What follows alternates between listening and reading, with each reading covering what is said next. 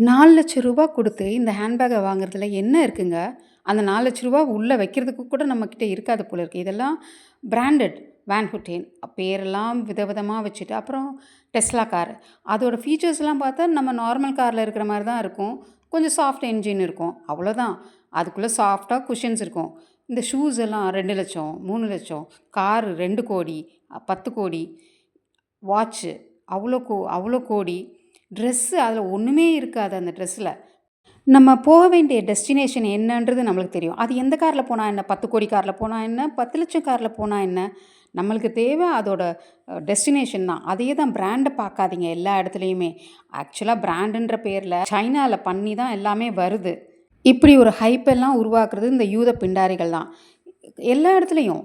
Even கட்சி அந்த மாரி இடத்துல கூட 5ஆம் தமிழர் கட்சி ஒரு பாகுபாடு இல்லாம ஆன்மீகத்தோட, அறவழியோட ஆன்மீக அரசியல் பண்றாங்க. அவங்க கொடியே அத தான் சொல்லுது. நந்தினி கொடி. அது பறக்கும்போதே ஒரு கடவுளரோட ஆசி வானத்தில இருந்துச்சு. அதன் நிறுவனர் பாண்டியன் ஐயா ரொம்ப எளிய மனிதரா எல்லார்கிட்டயும் பேசி, எல்லாரையும் அரவணைச்சு போற ஒருத்தர். அவர் கூட பயணம் செய்ய வாங்க. தமிழ் சித்தர் ஆட்சியை நிறுவ வரலாம் வாங்க.